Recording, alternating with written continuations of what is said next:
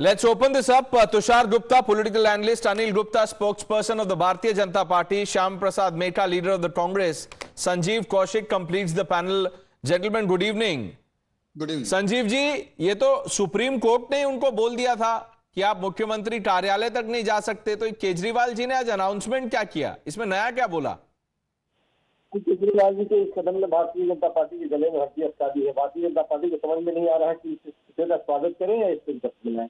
उनको ये बात समझ में ही नहीं आ रही है। भाई साहब, पहले आप हल्ला कर रहे थे कि इस्तीफा दीजिए, उन्होंने दरअसल ये बात समझ में आ गई है भारतीय जनता पार्टी को कि किस तरह की राजनीति वो कर रही है। नहीं, ये बीजेपी से तो आप सवाल पूछ लीजिएगा, गुप्ता जी, अनिल गुप्ता जी वो जवाब देंगे। मुझे बस ये बता दीजिए कि अगर अरविंद केजरीवाल इस्तीफा ही देना चाहते थे तो असेंबली को भंग कर देते। रहा था कि आप जेल में चले गए, आप आरोपी हैं, उसके बावजूद आप इस्तीफा नहीं, जेल चले गए ये तो उन्होंने कोई त्याग किया नहीं ना, जेल चले गए घर से, उनको अरेस्ट किया गया, सुप्रीम कोर्ट ने रिलीफ नहीं दी, अभी भी रिलीफ दी तो कंडीशनल रिलीफ दी। मैं एक सीधा सवाल पूछना चाहता हूं, देखिए मैं भी आम आदमी हूं, मुझे बस ये बता दीजिए कि अगर अरविंद केजरीवाल इस्तीफा देना चाहते थे तो असेंबली डिसॉल्व कर देते, चीफ मिनिस्टर रिजाइन कर देते, ताकि भारतीय जनता पार्टी अपना शासन वहां पे दिल्ली के माध्यम से दिल्ली पे अपना शासन करे। यही तो चाह रही है भारतीय जनता पार्टी। भारतीय जनता पार्टी जिस स्टेट में चुनाव नहीं जीत पाती है, वहां के मुख्यमंत्री को, वहां की सरकार को लगातार वो प्रताड़ित करने का प्रयास करती है, और यहाँ नहीं कर रही है। जाना है चुनाव में तो कराएगा।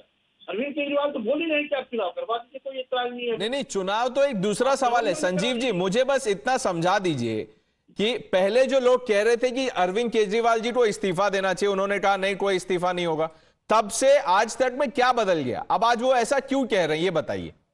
बदला यही है कि जो लोग ये कह रहे थे कि जेल जाने के बाद में अरविंद केजरीवाल को नैतिकता के आधार पर इस्तीफा दे देना चाहिए, अरविंद केजरीवाल ने एक नई परिभाषा करी है कि भारतीय जनता पार्टी के आरोप लगा देने पर से राजनीति खत्म नहीं होती है।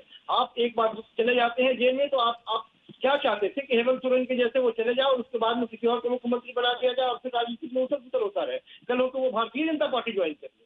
यही तो चाह रही थी भारतीय जनता पार्टी। अरविंद केजरीवाल ने कहा कि जब तक हम अंदर रहेंगे ऐसा नहीं होगा। नहीं तो आपको अपने नेताओं पे भरोसा नहीं है?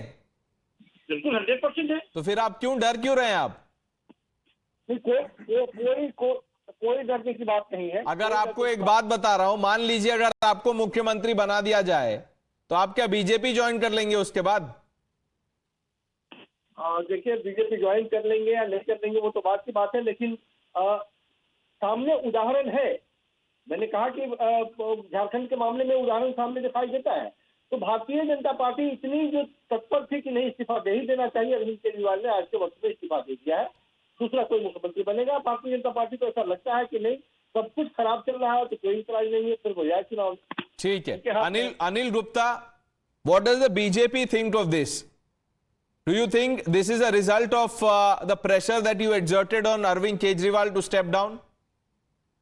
I think after the decision of the Honorable Supreme Court, the Kejriwal has become powerless, as he could not attend the meeting, he could not visit the CM office, and our MLAs also approached the Honorable President of India, and to have